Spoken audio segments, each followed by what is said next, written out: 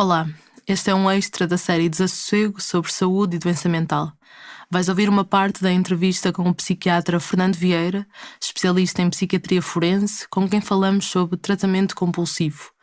Quando gravamos em setembro de 2020, tinham começado há pouco os trabalhos, entretanto já terminados, de revisão da Lei de Saúde Mental de 1998, que dará origem a uma nova legislação. Esta foi aprovada na Generalidade no Parlamento em outubro de 2022, tendo descido à Comissão de Saúde para discussão na especialidade. Tens na descrição do episódio o link para o percurso jurídico e o texto desta nova proposta de lei. O que muda em relação ao tratamento compulsivo é que este passa a designar-se tratamento involuntário, com preferência para o tratamento em ambulatório, em casa. O internamento em hospital deve ser o último recurso. A nova proposta de lei substitui também o termo portador de anomalia psíquica grave por pessoa com doença mental, como vais ouvir Fernando Vieira explicar no final desta entrevista, quando antecipava as mudanças que gostava de ver introduzidas. E a nova proposta de lei traz ainda o direito de o doente, na medida da sua capacidade, ser envolvido nas decisões sobre o seu processo terapêutico. Pode antes deixar a sua diretiva antecipada de vontade, onde elenca os procedimentos que consente receber e os que proíbe, e pode eleger uma pessoa de confiança, que garanta os direitos do utente a reclamar e rever a decisão de tratamento involuntário. Dito isto, fica com a entrevista em que falamos do quadro legislativo em vigor até à entrada da nova lei e, acima de tudo, do espírito e procedimento do tratamento involuntário que se mantém. O meu nome é Fernando Vieira, sou psiquiatra, tenho dedicado sobretudo à área da psiquiatria forense e ultimamente pertenço à Comissão de Acompanhamento da Lei de Saúde Mental, que eu penso que terá sido um dos primos movens para me pedirem para falar um bocadinho sobre o que é isso do internamento compulsivo. Exatamente. Ele pediu também para descrever as atribuições não da Comissão de Acompanhamento da Lei, mas da Comissão de Acompanhamento e Execução do Regime de Internamento Compulsivo. Perceber um bocado para que a Comissão serve e qual é o seu trabalho lá. Bom, a Comissão de Acompanhamento, de certa maneira, foi um instituto que a própria lei criou na altura. A lei é de 1998, é a lei 3698, e portanto a Comissão de Acompanhamento surge nessa lei como uma comissão, digamos que não é uma comissão instaladora. A lei obviamente é emanada da Assembleia da República, é para cumprir, mas importava que houvesse algum acompanhamento para confirmar e para dar a segurança no sentido de que tudo estava a correr nos precisos e exatos termos legais. Naturalmente não nos cumpre a nós assegurar o cumprimento da legalidade, portanto a lei é a lei, mas de facto pretendia-se que efetivamente existisse um grupo que fosse acompanhando as dificuldades e simultaneamente reportando essas mesmas dificuldades, tendo em conta, obviamente, o sigilo que é necessário. Então a lei, na sua secção 8ª, cria então uma comissão de acompanhamento no artigo 38 e tem a preocupação de ser criada uma comissão que seja à partida multidisciplinar. Ou seja, estamos a falar de internamento compulsivo, e o internamento compulsivo é um tratamento da forma de internamento, sendo que intervém nesse internamento médicos psiquiatras, mas muitos outros técnicos de saúde mental, nomeadamente por vezes psicólogos, enfermeiros, autoridades de saúde, porque se trata de uma privação de liberdade, e nomeadamente operadores judiciários. É muito importante para a lei, nomeadamente o Ministério Público, as autoridades de saúde, as autoridades de polícia e, naturalmente, como não podia deixar de ser, os tribunais e, portanto, os senhores magistrados judiciais que decidem e que garantem, nomeadamente, a legalidade. Mas importava que houvesse uma comissão própria multidisciplinar que pudesse ir reportando o que haveria a corrigir, pudesse ir acompanhando os números e a evolução, até para dizer em relatório anualmente aos membros do governo o que é que poderia ser modificado, melhorado e os cuidados que eram precisos ter. Assim, a lei, no seu artigo 41, diz que esta comissão tem por competências, e o artigo mesmo chama-se competências, e diz que incumbe à comissão visitar os estabelecimentos, comunicar com os internados, para verificar lado a lado, frente a frente, como é que as coisas estão a ocorrer, solicitar ou remeter quaisquer entidades administrativas ou judiciárias informações sobre a situação dos internados, com contacta, nas suas visitas, receber e apreciar reclamações, seja dos internados, seja de pessoas com legitimidade para requerer esse mesmo internamento, os familiares, por exemplo, ou questões que estejam a correr mal, que queiram contatar a Comissão. E, portanto, via mail, na altura que a comissão foi criada, não, mas há alguma coisa que seja preciso. Solicitar, a própria comissão pode solicitar ao Ministério Público, junto do tribunal competente, os procedimentos julgados convenientes quando alguma coisa não está a correr nos termos legais, portanto, proceder nesse sentido, ajudar à correção de quaisquer situações de violação da lei. Recolher e tratar informação relativamente ao internamento compulsivo, tentar perceber mais ou menos anualmente quantos internados compulsivos, que situações é que são internadas compulsivamente, e ainda propor ao Governo medidas que julgue necessárias à execução da presente lei, até para, tendo em conta uma futura revisão. Isto, portanto, estava-se em 1998. Exatamente, quando foi publicada a nova lei, a atual lei da saúde mental. Ia recuar um bocadinho, ia começar por fazer quase uma revisão histórica do internamento compulsivo, para depois falarmos do momento atual. Porque em Portugal a primeira lei de saúde mental foi aprovada em 63 e era surpreendentemente avançada para a época, como diz o psiquiatra José Miguel Caldas de Almeida neste ensaio, a saúde mental dos portugueses. Mas ele diz também, e estou a citar: a falta de regulamentação da lei levou a que a maioria dos procedimentos previstos em relação ao internamento compulsivo e ao regime fechado nunca fosse aplicado, continuando a verificar-se o internamento psiquiátrico de pessoas contra a sua vontade, sem qualquer base legal, até meados dos anos 90. E perguntava-lhe o que acontecia nesta altura, antes de termos esta lei da saúde mental atual de 98. As coisas em relação à psiquiatria foram sempre muito evoluindo. Inicialmente, a ideia dos doentes psiquiátricos, digamos culturalmente, os doentes psiquiátricos sempre foram vistos quase um pouco à semelhança da lepra, em que havia leprosarias e, portanto, as pessoas com lepra recolhiam às leprosarias. E, portanto, havia um regime, a psiquiatria arcaica, aliás, com a Idade Média e posteriormente, floresceram os asilos psiquiátricos, onde as pessoas não eram bem depositadas. Aliás, estava-me a lembrar depois, inclusive com os aspectos religiosos, os cuidados humanos e São João de Deus, nomeadamente. Portanto, havia uns cuidados, só que os cuidados eram, acima de tudo, uns cuidados muito custodiais. Havia que cuidar, mas também proteger, e havia a ideia dos loucos perigosos. Aliás, os próprios psiquiatras no século XIX, infelizmente, contribuíram muito para isso, a falar em classificações, falando, por exemplo, em monomanias assassinas. Nós, historicamente, o Miguel Bombarda, que teve para ser o primeiro Presidente da República, que era psiquiatra, que foi importante na Revolução da República, foi morto por um doente mental. E que deu o nome ao primeiro hospital psiquiátrico. E, portanto, os cuidados psiquiátricos eram muito custodiais. Passou-se progressivamente por um modelo mais terapêutico, de tratamento. E, portanto, o que havia na lei 2118, na Lei Base da Saúde, a 2118 de 63, já salvo erro de abril de 63, e o internamento compulsivo era algo de muito administrativo, ou seja, era uma entidade administrativa que procedia a estas, para todos os efeitos, eram com boas intenções, era para tratar, mas eram privações de liberdade. E as pessoas ficavam detidas contra a sua vontade para serem tratadas. E é evidente que de boas intenções está o mundo cheio.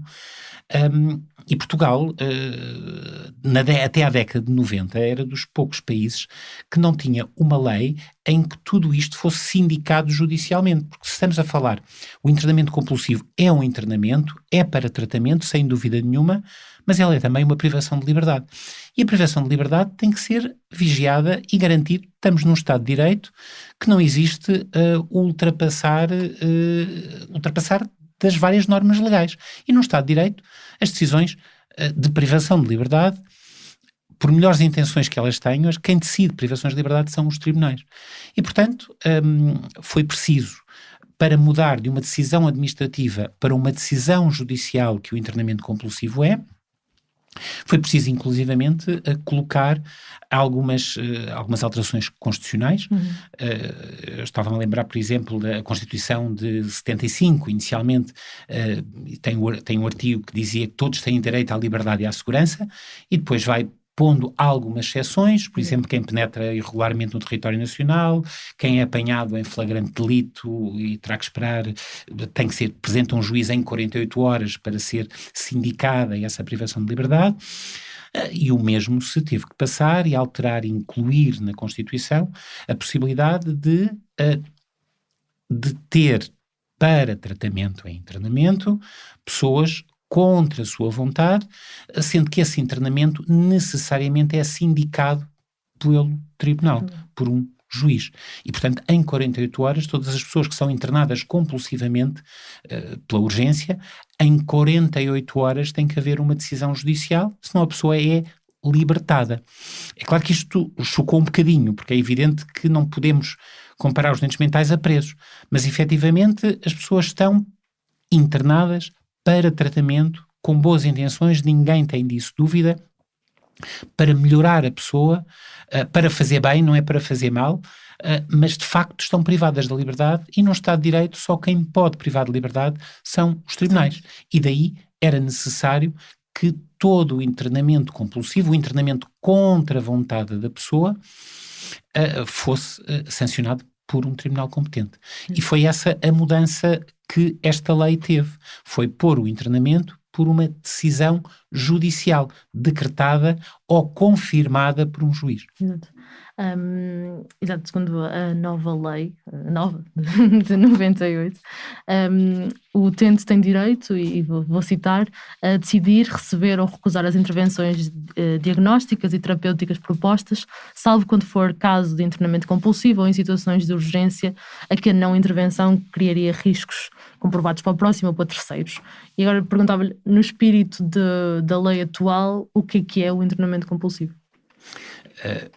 O internamento compulsivo é um internamento, e o internamento compulsivo é, acima de tudo, um ato médico, é para tratamento, ou seja, não é uma medida de segurança detentiva.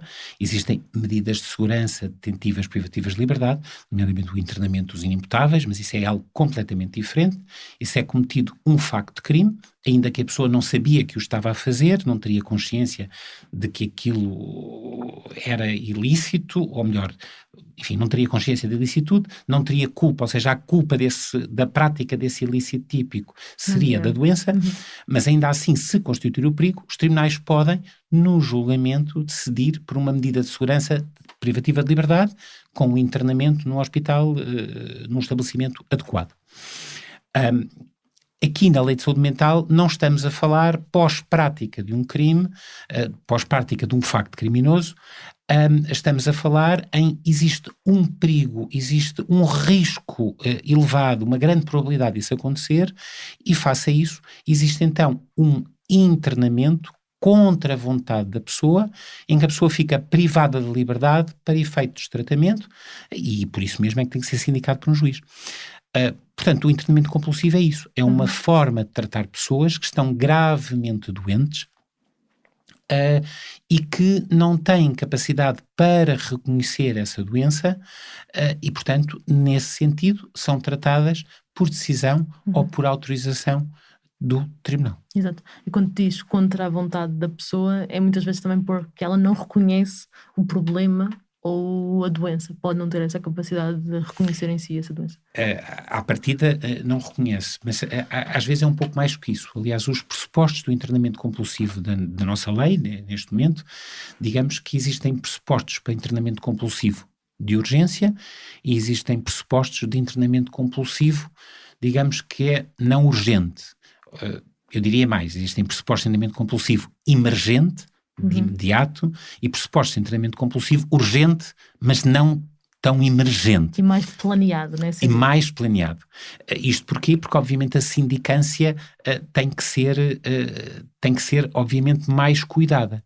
Se existe um perigo, e estamos a falar o artigo 12 da Lei de Saúde Mental, se existe um perigo para bens jurídicos próprios ou alheios, mas são bens jurídicos sempre de relevante valor, estamos a falar a coisas como a vida, a saúde, a integridade física, e se a pessoa se existe esse perigo de cometer esses atos em razão da sua doença mental, para sua proteção e para a proteção dos outros, poderá ser internada compulsivamente de urgência.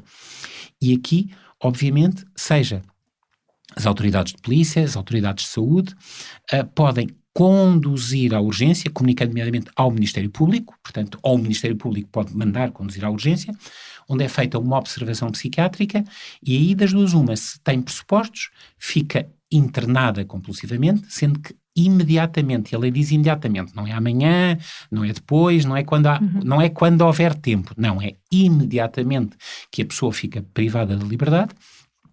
Basicamente é informado o tribunal, que tem 48 horas para confirmar essa detenção, sendo que não confirma só por si. Basicamente se indica que foram feitos todos os procedimentos, e confirma os critérios médicos, a existência dos pressupostos que são feitos na tal avaliação clínica psiquiátrica, que é enviada imediatamente para o tribunal, e depois o tribunal ordena, até para prevenir qualquer comportamento malicioso, digamos assim, ordena uma nova avaliação que tem que ser feita por 2 psiquiatras, que não o psiquiatra que observou na urgência. Isto para se indicar.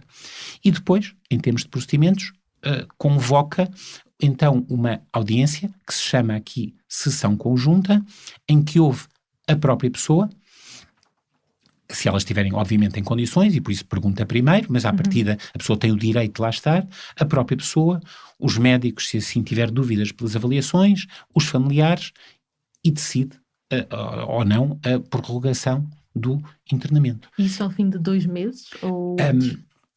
Basicamente, imediatamente. A questão dos 2 meses é, se o internamento se mantiver mais do que 2 meses, é necessária uma nova avaliação clínico-psiquiátrica, é necessária uma nova audiência, uma nova sessão conjunta para o juiz confirmar que a pessoa continua com os pressupostos ativos, digamos assim.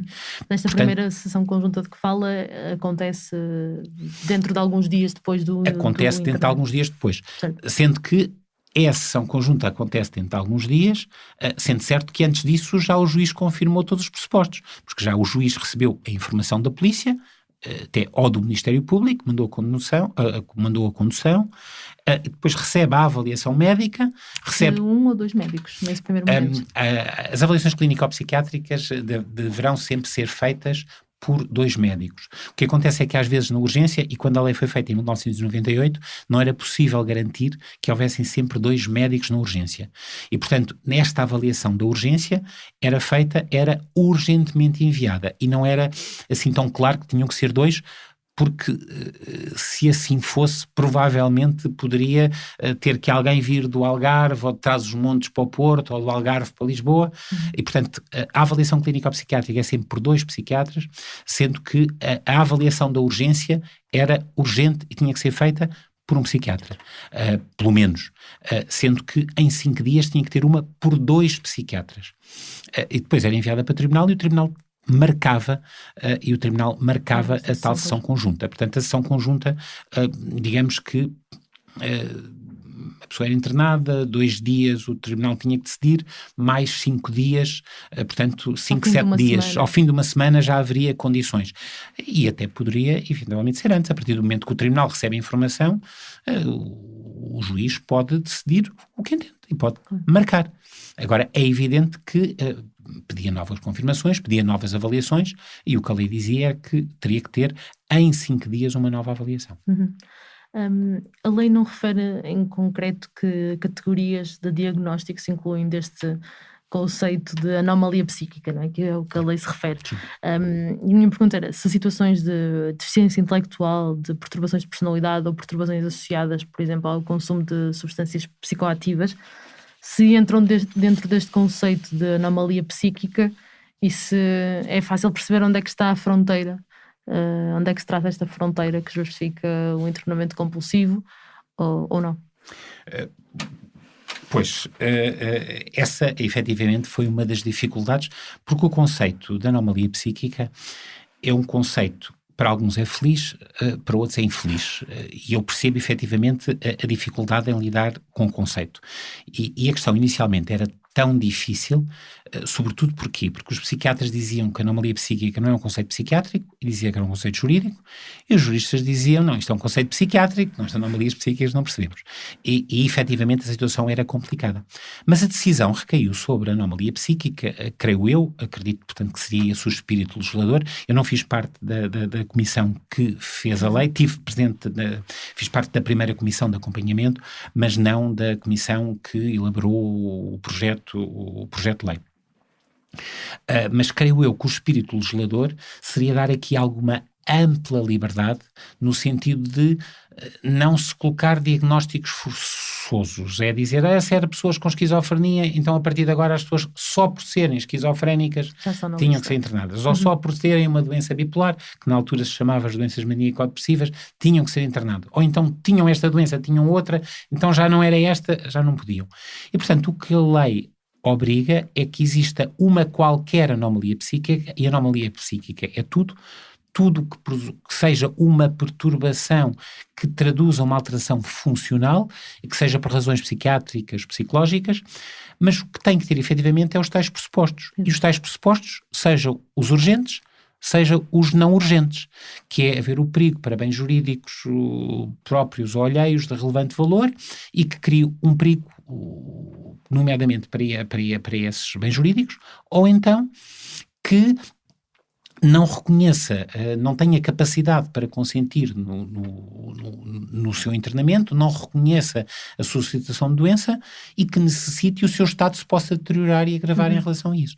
Portanto, o que importa é ter uma anomalia psíquica, não interessa tanto o diagnóstico em concreto, tem que ter uma perturbação que cause alteração de funcionamento e que possa e deva naturalmente ser tratada, e depois tem que ter os tais pressupostos do tal artigo 12 da Lei de Saúde Mental, ou os pressupostos de perigo, ou os pressupostos de um internamento não de perigo, mas ainda assim de necessidade de tratamento, sem o qual haverá deterioração do Estado e basicamente a pessoa não tenha capacidade para consentir nesse mesmo internamento. Exato. E quem é que pode requerer que uma pessoa seja internada compulsivamente? A lei diz especificamente isso. Aliás, a nossa lei foi muito, mesmo internacionalmente, foi muito elogiada. Nós, aliás, em Portugal sempre fizemos leis muito boas. O nosso problema é aplicar, é implementá-las e é regulamentá-las em concreto, aliás. Na saúde mental isso é especialmente ouvido. Na saúde mental isto acontece efetivamente muitas vezes, mas de facto a nossa lei foi bastante elogiada. Basicamente o que é que a lei nos diz em relação para este internamento compulsivo? Este internamento compulsivo, primeiro de tudo, é requerido. Para já há duas formas, a tal forma urgente e a tal forma, diria, regular. A tal forma urgente, que no fundo é emergente, basicamente, das duas uma. Pode haver um mandado, verificados os pressupostos, uma autoridade de polícia, o Ministério Público ou uma autoridade de saúde, verificando que existem, tendo dúvidas da existência dos pressupostos, elabora um mandado de condução para que seja feita essa avaliação clínico-psiquiátrica na urgência. E, portanto, que é cumprido pelas autoridades policiais. Sendo certo que, à partida, tem que estar fortemente indiciada a existência de pressupostos para que seja passada esse mandado. Desculpa interrompê-lo, só quando diz que é cumprida pelas autoridades policiais é porque a polícia garante que aquela pessoa chega à urgência, não é? A partir do momento que há um mandado, os mandados de detenção ou os mandados de condução são cumpridos pelas autoridades policiais. E, portanto, havendo um mandado por uma autoridade competente, seja a autoridade de saúde, seja pelo Ministério Público, seja pela autoridade de saúde, seja por uma autoridade de polícia, basicamente era emitido um mandado e a pessoa era detida. O termo detida aqui choca um bocadinho, mas eu costumo brincar e dizer, bom, não era detida, era privada da liberdade, mas se já uma pessoa normal tem dificuldade em perceber as diferenças, agora imaginem uma pessoa doente a dizer-lhe, não, tu estás presa, mas não estás presa, Portanto, de facto, havia uma condução na sequência de um mandato que era cumprido, a pessoa era conduzida perante um serviço de psiquiatria de urgência e depois era avaliada. Caso houvesse perigo pela demora desse mandado, e qualquer polícia poderia, oficiosamente, proceder à condução, desde que, naturalmente, de imediato comunicasse ao Ministério Público, que iria, obviamente, depois sindicar a legalidade daquela detenção, entre aspas. A pessoa era conduzida à urgência, e agora das duas uma, na urgência era avaliada, ou tinha pressupostos, ou não tinha pressupostos. Se tinha pressupostos para ficar internada, o que acontecia era enviada a informação ao juiz e a polícia deixava à guarda, entre aspas, do hospital, a pessoa ficava internada e era comunicado, mas não é deixar ali, agora já estás aqui e ficas aqui. Não, obviamente, só depois dessa avaliação clínica ou psiquiátrica, a polícia cumpria os mandados de condução e, portanto, tinha o mandato cumprido e o médico fazia a avaliação que enviava ao juiz, ao tribunal. Se não havia pressupostos, o que a lei diz é que o expediente era feita a avaliação clínico-psiquiátrica e o expediente era devolvido ao Ministério Público pelas autoridades policiais, nomeadamente poderia ter tal informação médica, efetivamente, porque é que não havia pressupostos, tudo tem que ser justificado, ou existem colegas que têm ideia da questão do sigilo profissional, mas no fundo aquilo é uma avaliação clínico-psiquiátrica que é ordenada. E, portanto, esta avaliação, esta informação seguia para o Ministério Público, que, entanto, o Ministério Público, quando a polícia conduzia, o Ministério Público era informado da condução. E, portanto, se a pessoa não ficasse internada, o Ministério Público ia receber todo o expediente relacionado com aquela privação de liberdade, até para se indicar que as coisas a privação de liberdade tinha sido nos termos todos corretos.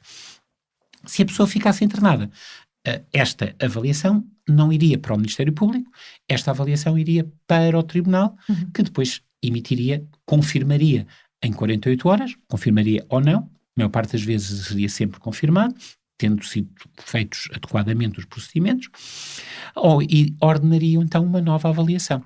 Quando a pessoa não tinha pressupostos para ficar internada, a pessoa era devolvida à liberdade pela entidade que tivesse conduzido. De facto, aqui, quando a pessoa chegava à urgência, podia acontecer, digamos, 3 coisas. Ou a pessoa tinha pressupostos, era internada compulsivamente, ou a pessoa chegava lá e aceitava ficar internada voluntariamente, portanto também não era internada compulsivamente, ou a pessoa, por simplesmente, não tinha pressupostos e era devolvida à liberdade e vinha para o exterior. Qualquer destas situações era sempre sindicada e vigiada. E isto era a forma do internamento compulsivo de urgência. Existe também um internamento compulsivo não urgente, regular, tutelar-se, como chegou a ser chamado.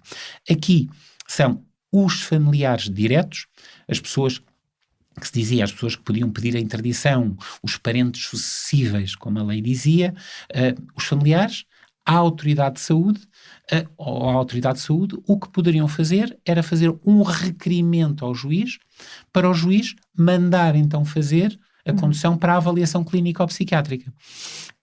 Sendo certo que se o médico no exercício das suas funções verificasse pressupostos, podia, embora era um poder-dever, devia comunicar à autoridade de saúde, para a autoridade de saúde, para então ser feito então o requerimento para o tribunal, para ordenar a avaliação clínica ou psiquiátrica no sentido de fazer o internamento. Aqui, os pressupostos que estavam em causa já não eram daquela urgência, portanto aqui haveria um cuidado ainda maior. O que é que se teria que ver? Se a pessoa estava doente, se havia a necessidade de tratamento sem o que deteriorava o seu estado mental, E ainda a pessoa não teria capacidade para consentir, capacidade para perceber que estaria doente e que havia essa necessidade. Aqui a pessoa não era imediatamente internada, no fundo era feita a comunicação, o requerimento ao juiz, um requerimento sem quaisquer formalidades, é um requerimento normal, que deveria ser acompanhado da fundamentação, não é só, eu quero que o não sei quantos seja internado, não. Porque tem que ter, como eu costumo dizer, 2 pontos, parágrafos de travessão. 1, 2, 3, 4, 5. E depois ser suportado, ser apoiado, ser sustentado, porventura, em elementos que tivesse. Porventura, elementos clínicos, de internamentos anteriores, de informações médicas, quaisquer elementos que pudessem existir, que não tinham que ir, mas que era bom que fossem de suporte àquilo que era pedido. O juiz depois mandava a avaliação era feita em contexto de consulta, por exemplo, no hospital, era enviado ao juiz, o juiz marcava uma audiência, uma sessão conjunta, ouvia todos, via a avaliação e depois ordenava, se assim fosse, o internamento compulsivo ou não. Certo.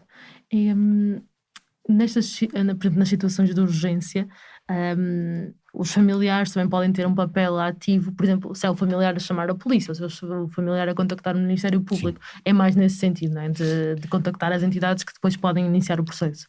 Sim, é claro que os familiares também podem levar à urgência, agora não podem amarrar uma pessoa para levar à urgência, pronto.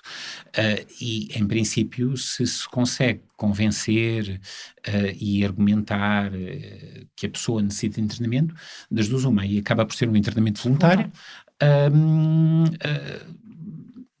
Se não conseguem, obviamente, se houver uma situação disruptiva que crie o tal perigo, obviamente podem comunicar à polícia e a polícia, aí está um peso muito grande, efetivamente, sobre os senhores agentes policiais, porque à partida pode não ser fácil distinguir se é uma situação policial tucur ou se é uma situação de doença.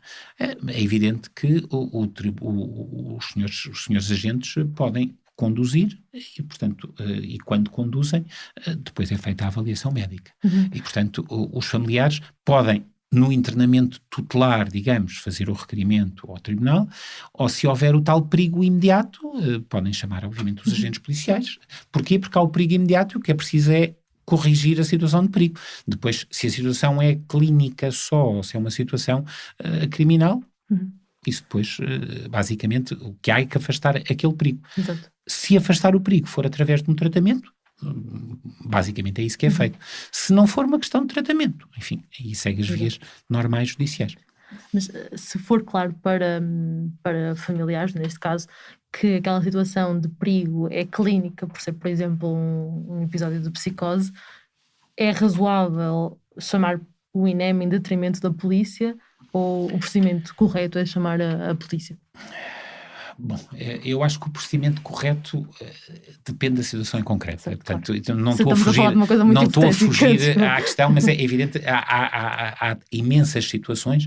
Eu diria que à partida, se puder chamar o INEM, se o INEM resolver a situação, muito bem, obviamente. Agora, de facto, durante uma situação psicótica aguda, com agressividade, se calhar os agentes policiais podem, até pela sua simples presença, muito mais facilmente convencer a pessoa a ir à urgência, e habitualmente os agentes policiais fazem isso. Os mandados de condução são passados em último caso, porque qualquer pessoa, e não nos podemos esquecer que as pessoas mesmo doentes não deixam de ser pessoas, e são pessoas. E de uma maneira geral, as pessoas basicamente têm respeito pela polícia. E a polícia, e bem, muitas vezes pergunta à pessoa: olhe, pode-nos acompanhar e não se importa, e vamos ali à urgência, as coisas estão tão complicadas aqui, se calhar resolvem-se desta maneira. E, portanto, acredito que algumas das vezes, eventualmente, as pessoas acompanhem a polícia. E, obviamente, uma vez na urgência, se a pessoa houver necessidade de internamento e se a pessoa consentir em internamento, basicamente a situação...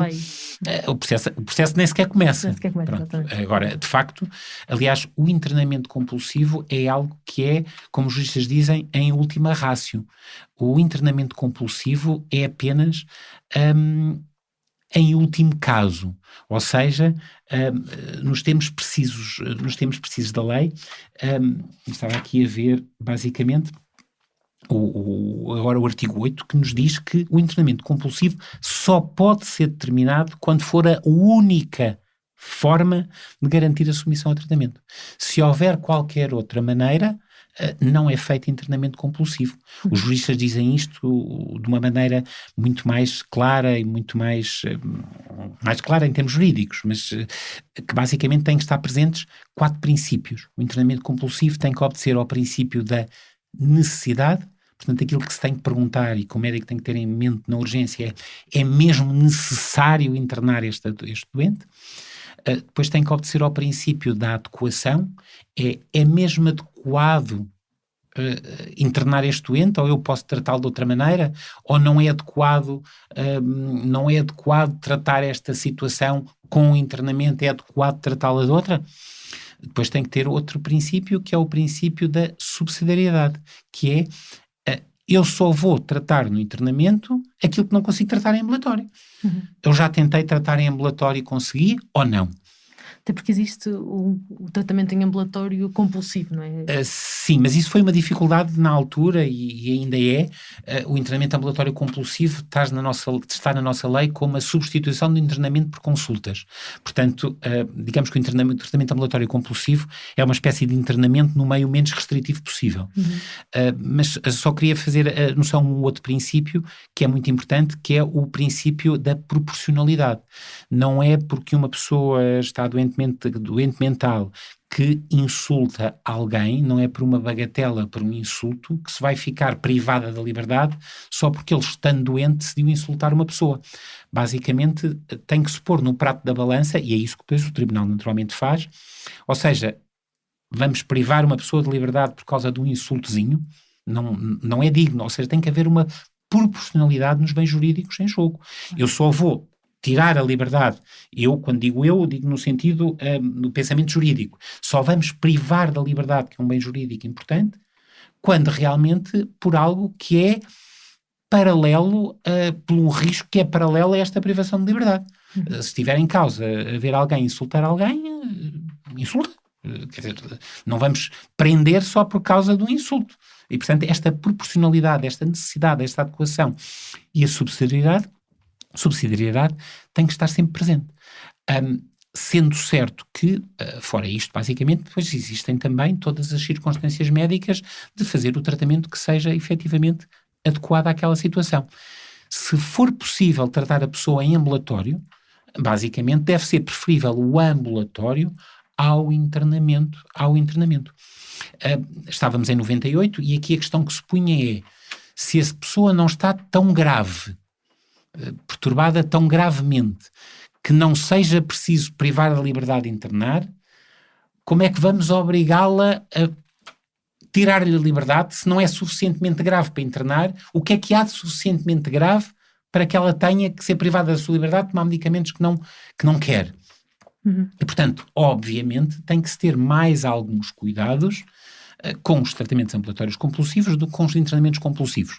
E, portanto, a solução na altura que se fez, basicamente, o internamento tem que ser sempre no meio o menos restritivo possível e, portanto, se a pessoa aceitava ser feita e haver um seguimento em ambulatório, basicamente, tão rápido quanto possível, seria possível tirá-la do internamento compulsivo, desde que ela cumprisse, desde que o tal perigo fosse afastado pelo tratamento ambulatório compulsivo. E, portanto, a seguir a um internamento compulsivo, e o a seguir, tanto poderia ser um dia, 2 dias, 1 mês, 2 meses, 15 dias, enfim, tão rápido quanto possível, se fosse possível aliviar a restrição da liberdade, isso deveria ser feito. É claro que o ideal era dar alta e haver um seguimento ambulatório voluntário, digamos assim. Agora, se fosse possível aliviar as medidas restritivas e passar do internamento a um ambulatório compulsivo, com certeza que ele seria feito, e isso é que, efetivamente, a lei expressa. Só para esclarecer, quando falamos em ambulatório compulsivo, estamos a falar da obrigatoriedade de ir a consultas, de tomar medicação, desse tipo de coisas. Basicamente, o que esta lei prevê é quando a pessoa está internada e é suscetível, é previsível que cumpra os necessários tratamentos, basicamente poderá ser feita, mas não é tão seguro que assim o faça, digamos assim, o internamento pode ser substituído por o tal ambulatório compulsivo.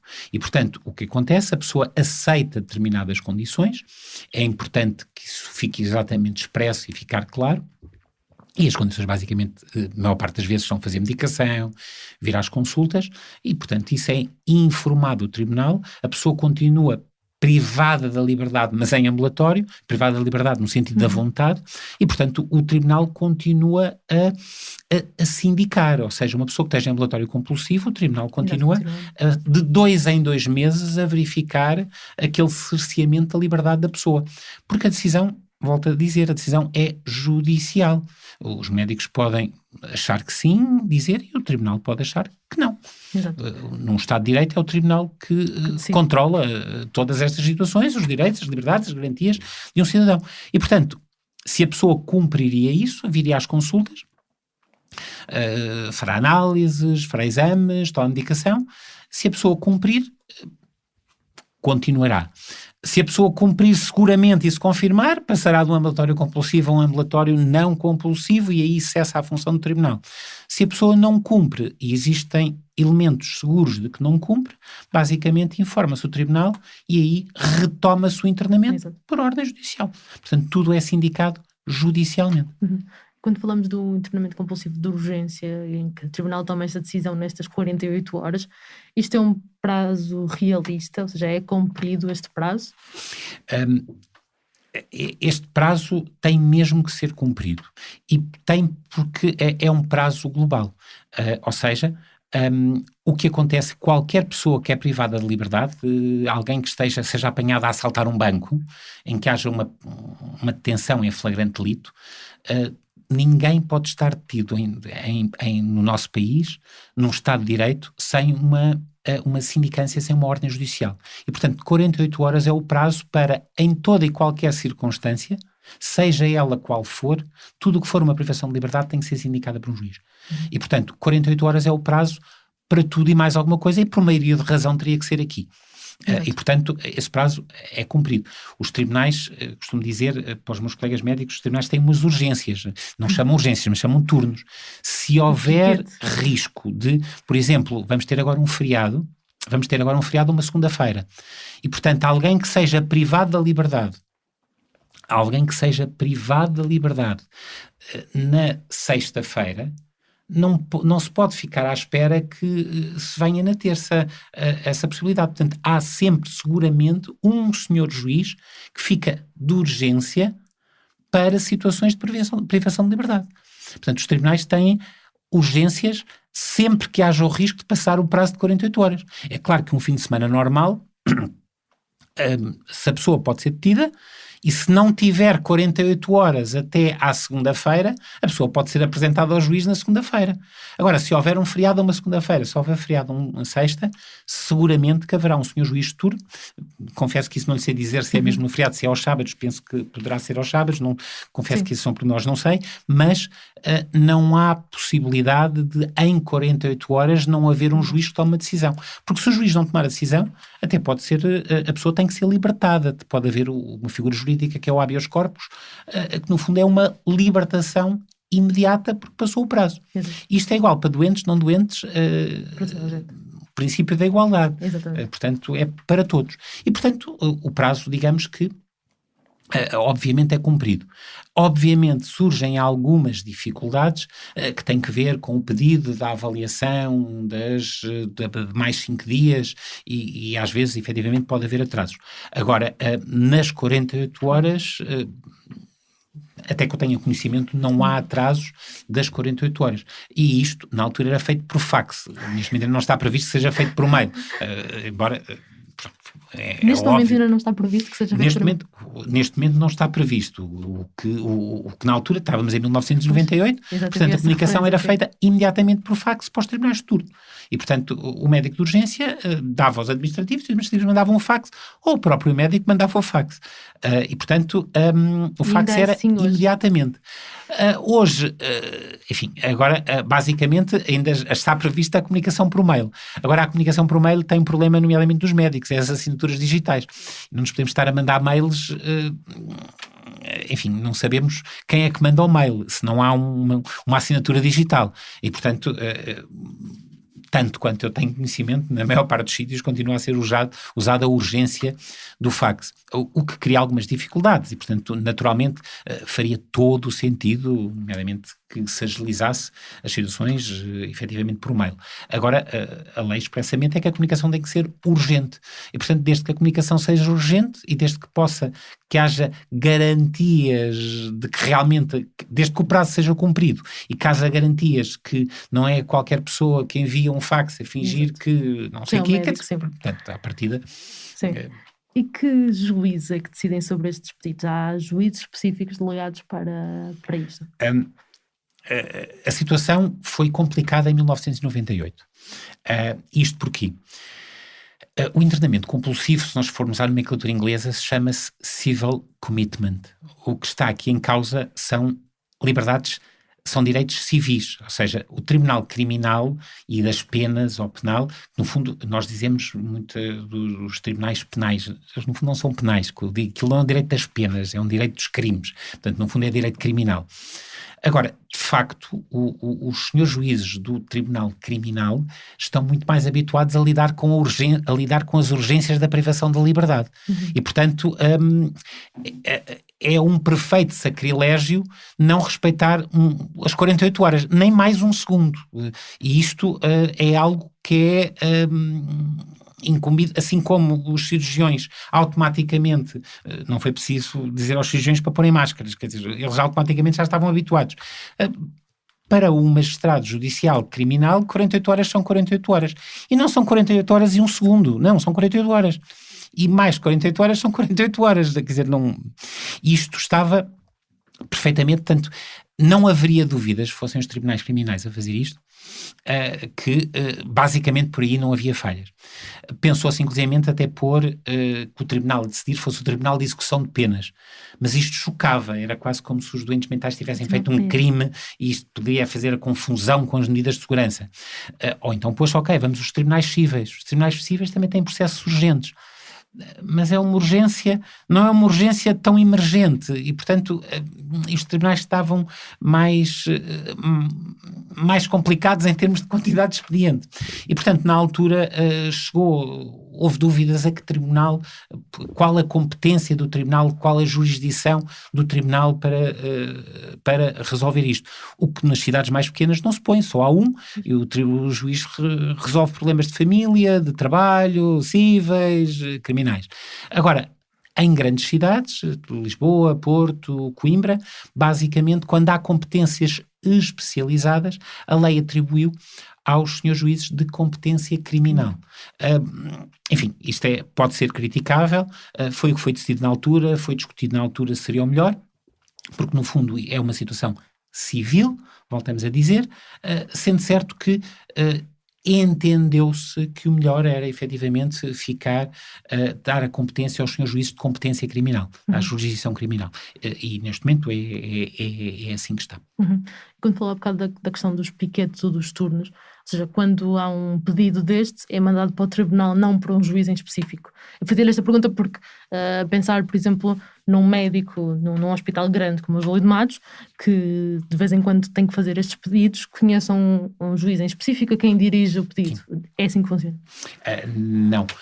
Aliás, isso não pode funcionar nunca em circunstância alguma, até pelo princípio da igualdade, ou seja, os doentes mentais são cidadãos iguais aos outros. Aliás, é por isso que existe uma coisa dos julgamentos que é o princípio do juiz natural. Não se pode escolher quem é o juiz que vai julgar a causa. E, portanto, obviamente, é o juiz que calhar que estiver naquela função e naquele momento. Não se pode andar a escolher. Quer dizer, isso eu quero ser, eu escolho. Não é possível. E não é possível para ninguém e, portanto, só se for possível é para extraterrestres, que isso não está previsto. Agora, para pessoas, e os doentes mentais são pessoas iguais às outras, com todos os mesmos direitos, e, portanto, não é possível. O que está estipulado é que, quando há necessidade de turnos, obviamente os hospitais recebem e existe o fax do juiz de turno. E, portanto, até a sexta-feira, às não sei quantas horas, é enviado para aquele tribunal. Se houver tribunal de turno, a partir da sexta-feira, é enviada para o tribunal de turno.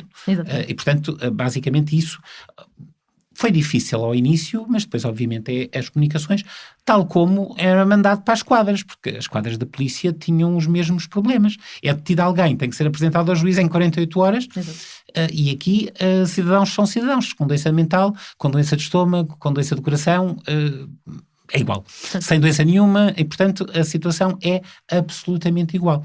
Enfim, teve que se mandar então quais são os faxes e quais são os mails, enfim, para seguir a informação. E portanto aí é o princípio da igualdade, igual para todos. Exato. Estas decisões de internamento compulsivo são sujeitas a algum tipo de escrutínio? O escrutínio é unicamente da Comissão? Ou reside na Comissão? O escrutínio é para a própria lei. No fundo, o verdadeiro escrutínio, a Comissão não escrutina. O escrutínio é do Tribunal.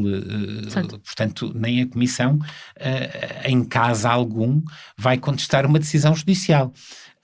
O que a lei está e tem é um certo um garantismo muito grande, acredito eu, porque põe numa decisão mista. Ou seja, quem decide é o juiz, mas tem que haver pressupostos médicos.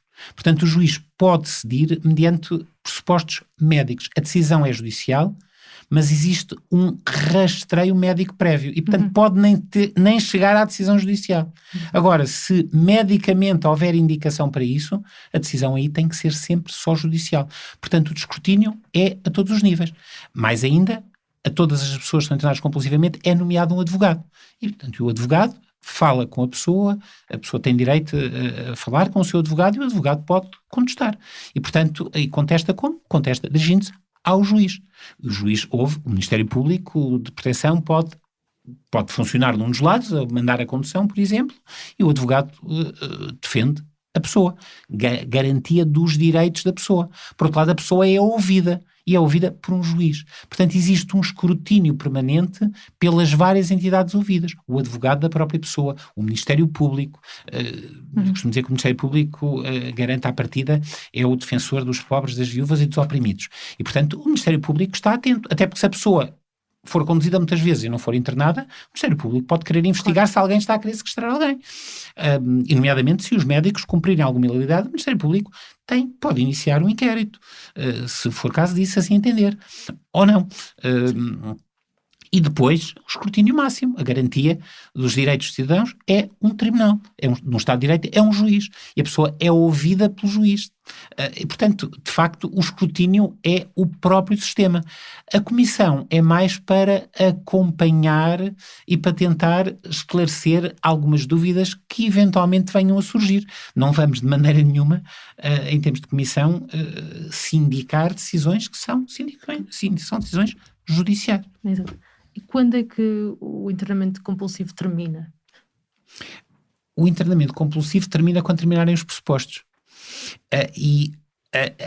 Mais aí se vê que é uma decisão médica. O internamento compulsivo, é um ato médico. Portanto, termina quando se entende que medicamente que terminam os pressupostos, o hospital comunica ao tribunal, não pede autorização. É evidente, as pessoas que fizeram crimes e que foram julgadas e que foram sentenciadas a uma medida de segurança, aí as pessoas não têm alta. As pessoas são libertadas pelo tribunal e na sequência de liberdade é dada alta. Aqui não. Medicamente, se não há pressupostos, a pessoa tem alta e informa-se o tribunal que arquiva o processo. E por outro lado, se houver alguma irregularidade, o tribunal pode mandar libertar imediatamente. E a pessoa é libertada. Agora, de facto, portanto, existe essa possibilidade de, logo que a pessoa esteja boa, é comunicada. Porque o internamento é um ato médico, o internamento compulsivo continua a ser um ato médico. Agora, como é contra a vontade, basicamente é um ato que tem que ser sindicado, tem que ser vigiado, porque boas intenções está o mundo cheio. Claro. E, portanto, tem que ser sindicado judicialmente no Estado de Direito. E daí foi essa a filosofia de base em relação à lei ainda vigente. Há bocado falava da questão de tentar que há um esforço para que o ambiente seja o menos intrusivo possível, onde a pessoa é internada. No ambiente o menos restritivo Exatamente, possível. sim, não Ou estava a seja, ouvir a palavra, se exatamente. for possível dar um bocadinho de liberdade, ela deve ser dada. Claro. A liberdade só deve ser cerceada no mínimo que for necessário. Ou seja, se a pessoa puder ser tratada em ambulatório, Claro. não vai ser tratada em internamento. Claro. Mesmo que seja compulsivamente. Exato. Agora, é evidente que para passar por todos os trâmites, e aqui pode haver eventualmente algumas questões que têm que ver algumas interpretações mais restritivas ou algumas interpretações mais extensivas da própria lei, de haver a necessidade do internamento antes de fazer um ambulatório compulsivo. De facto, e aqui, nomeadamente, é uma decisão, vai ter que ser uma decisão judicial, porque depende do que é que o Sr. Magistrado vai entender do que está efetivamente na lei. Pode haver efetivamente alguns entendimentos diferentes e portanto aqui o entendimento que prevalece é o entendimento do juiz. A pessoa é sempre internada em serviços de psiquiatria, não é? Com o internamento. A nossa lei de saúde mental, para além da questão do internamento compulsivo, diz que o internamento é tendencialmente, é a palavra que é usada, em hospitais gerais. A ideia que prevalecia, até a questão que havia dos internamentos asilares, dos grandes hospitais psiquiátricos, era considerar as doenças mentais umas doenças iguais às outras. E, portanto, tendencialmente seria nos hospitais gerais. Agora, não havia serviços de psiquiatria em todos os hospitais gerais.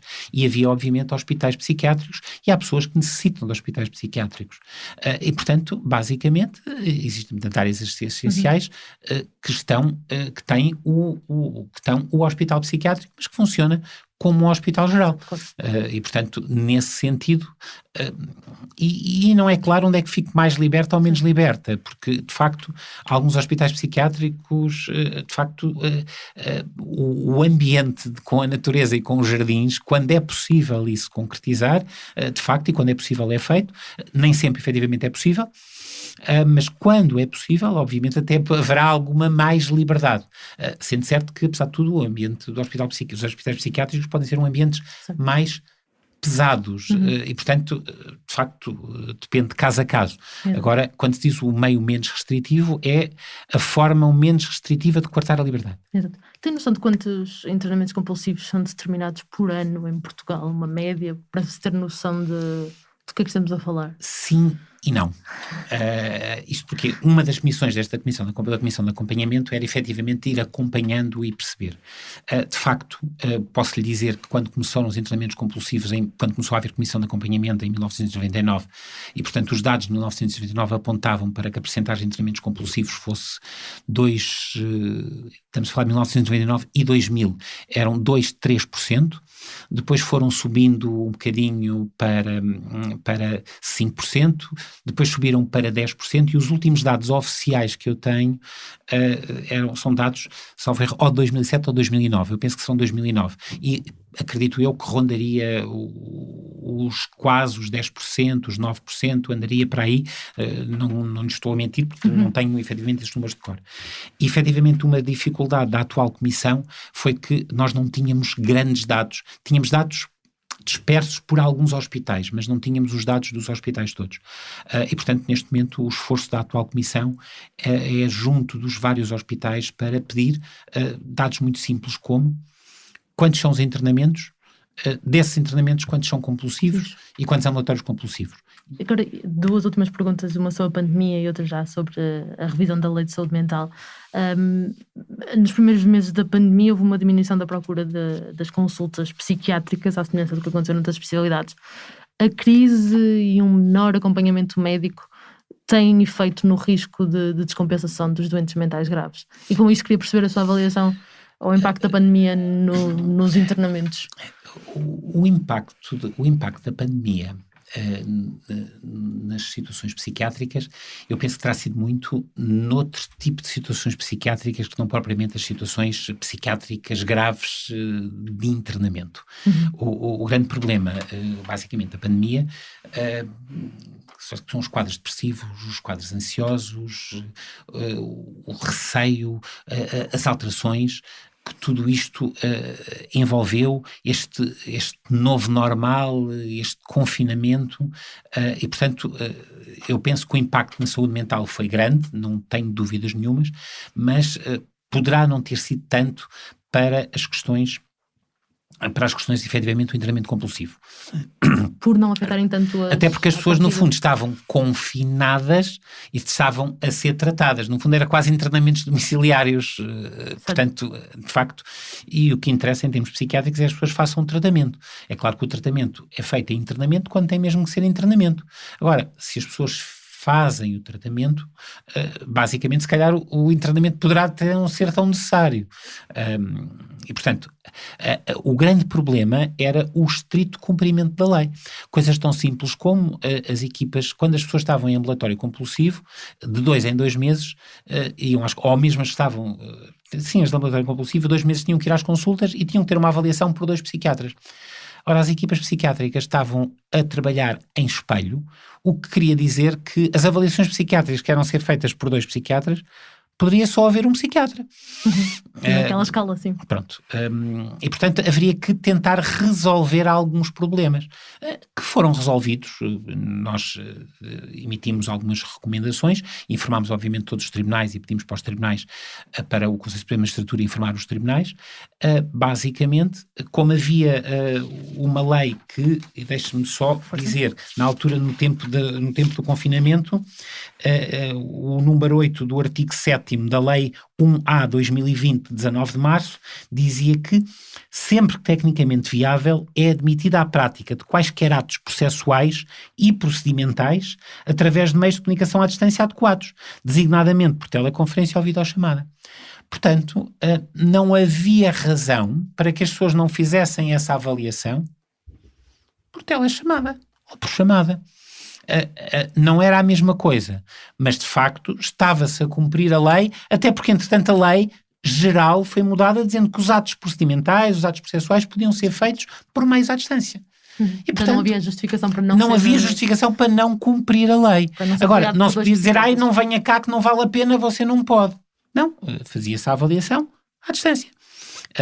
Por outro lado, de facto, e era preciso explicar aos senhores magistrados, só está um médico psiquiatra, portanto, aqui os hospitais não podiam dizer, não venha cá, não, fazemos a consulta por telefone, por videochamada, whatever, mas fazemos, e as avaliações têm que ser enviadas 2 em 2 meses, têm que ser enviadas 2 em 2 meses, e continuaram a ser enviadas 2 em 2 meses, e portanto os médicos continuavam a ver e fazer as avaliações, só que era outra metodologia. Agora, não é uma pandemia que faz com que não se cumpra a lei, até porque a lei se adaptou face a ser decretado o estado de emergência, portanto isso foi tido em conta. Por outro lado, a questão das 2 assinaturas, é evidente que podia um psiquiatra consignar que falava ao telefone ou por videochamada com outro colega que concordaria com aquela avaliação. E, portanto, assinava um psiquiatra, consignava e responsabilizava-se e dizia que efetivamente tinha sido falado com o Dr. X ou Y ou Z no sítio tal e podia ser contratado no sítio tal. Se o tribunal queria confirmar, ou se os advogados queriam confirmar, confirmavam. Portanto, não havia razão para dizer, agora é só um. A lei diz 2, mas agora é só um. Não, era um consignando que o outro concordava. Ou então era um agora e no dia seguinte, quando viesse o outro, ou enviava o papel, enviava por fax, por mail, se calhar tinha que ir, era 2 papéis a dizerem o mesmo, um assinado por um, outro assinado por outro. Agora, continuavam a ser 2 médicos a assinar. Portanto, o que se teve que foi adotar melhores procedimentos para agir na mesma lei, sem mudar a lei. Uma última pergunta que tem a ver com o Fernando integra o grupo de trabalho criado em junho deste ano que irá apresentar ao Governo uma proposta de revisão da Lei de Saúde Mental. E no que diz respeito ao internamento compulsivo, na sua opinião, há alterações que devem ser feitas na lei ou há alguma coisa que deve ser reforçada naquela lei? Eu confesso que a minha primeira preocupação na altura, quando foi constituído o grupo de trabalho, e deixe-me dizer-lhe que eu não vou avançar muito diretamente, até porque perante discussões informais e que tem havido, às vezes já não sei o que é meu e o que é que não é meu, mas a minha preocupação inicial era que, de facto, se calhar havia muitos internamentos que não podiam ser feitos, e a minha preocupação era que, se calhar, deveria ser possível o ambulatório compulsivo como meio menos restritivo, de uma forma, se facilitasse a possibilidade dos ambulatórios compulsivos, se calhar diminuía-se as necessidades de internamento. E penso que era esta a minha grande preocupação. Agora, a minha preocupação também existia que os pressupostos neste momento têm necessariamente que ser mudados. Aliás, e não é em Portugal, efetivamente em todos os países, sobretudo em razão da chamada Convenção de Nova Iorque, do CRPD, Conventions of Rights of Persons with Disabilities, portanto a Convenção dos Direitos das Pessoas com Deficiência, que foi ratificada pela nossa Assembleia da República, está publicada em 2009, mas é conhecida como a Convenção de Nova Iorque 2007, que tem 2 artigos que efetivamente são polémicos, mas que de facto tem que ver com o novo reconhecimento dos direitos das pessoas. Digamos que passámos de uma era da psiquiatria custodial para uma psiquiatria terapêutica e agora basicamente o grande foco tem que ser os direitos das pessoas. E o doente mental, por ser doente mental, ele não perde direitos. Ele pode perder capacidade, ele pode não ter capacidade para exercer esses mesmos direitos, mas ele é uma pessoa de plenos direitos. E de facto, isto em termos filosóficos muda tudo. Porque de facto, se não podemos internar compulsivamente uma pessoa com diabetes ou com hipertensão, porque uma pessoa não pode ser discriminada por ser doente mental, ou por ter diabetes, ou por ter hipertensão, ou por ter isto, ou por ter aquilo. E, portanto, há que garantir acima de tudo os seus direitos, e há que haver ainda um reforço na sindicância desses mesmos direitos. Até porque a pessoa tem o direito a recusar o tratamento. Claro. E, portanto, de facto, não podendo ser, sendo reconhecida a igualdade de direitos, igual um cidadão que não tenha uma doença ou um cidadão com uma doença, eles não podem ser tratados de forma diferente. E, portanto, não podemos privar de uma liberdade uma pessoa só porque tem uma doença. Portanto, a razão do internamento por anomalia psíquica é algo que vai ter que ser mudado. Porque de facto a pessoa não pode ser internada por ter uma anomalia psíquica. Mesmo a questão de ser um perigo, então faça-se o mesmo em relação às pessoas sem doença mental. E portanto, o que aqui agora tem que estar em causa é as capacidades daquela pessoa para o exercício de direitos, como aliás a lei do maior acompanhado, que substitui o regime das interdições, efetivamente já ensaiou e já adequou a nossa legislação civil efetivamente à Convenção dos Direitos das Pessoas com Deficiência, à Convenção de Nova Iorque. E portanto nós temos que adequar a nossa legislação à nova filosofia dos direitos, à garantia dos direitos, e portanto de facto alguma coisa tem que mudar em termos de garantias, tem que ser mais garantístico. Agora, como é que nós vamos compactuar isto? Como é que nós vamos pôr isto em relação ao internamento compulsivo? É evidente que tem que ser pensado, e é evidente que aqui os médicos têm um papel que eu creio naturalmente importante, os psiquiatras têm um papel importante, mas aqui obviamente temos que ter sobretudo juristas a debruçarem sobre isto, temos que ter os movimentos de cidadãos, as famílias dos doentes mentais, até porque isto existem conflitos de direitos. Ok, nós não podemos ter a pessoa para tratamento porque estamos a privar dos direitos. Não, mas estamos também a pôr em causa os direitos das pessoas que estão com elas. Portanto, é preciso ver isto muito bem. Que a pessoa não está capaz. Não, mas se calhar temos que ver se a pessoa está capaz para exercer a sua vontade. E, portanto, não é tanto avaliar o perigo ou então que é uma doença. Não, se calhar vamos ter que mudar o raciocínio em função dos novos direitos, liberdades, garantias e da primazia que se está a dar, e bem, aos direitos das pessoas, e o doente mental não pode ser diferente dos restantes cidadãos. Portanto, de facto, o que tem que mudar aqui, o que mudou basicamente é a filosofia de base. Agora, como basicamente os juristas é que vão ter uma palavra, nomeadamente a dizer, na construção, obviamente, da lei, e eu penso que os psiquiatras estão naturalmente para ajudar, para explicar quais são as necessidades de tratamento e os tipos de tratamento e o que é adequado, o que é necessário, mas obviamente o que mudou foi a filosofia, foi a filosofia.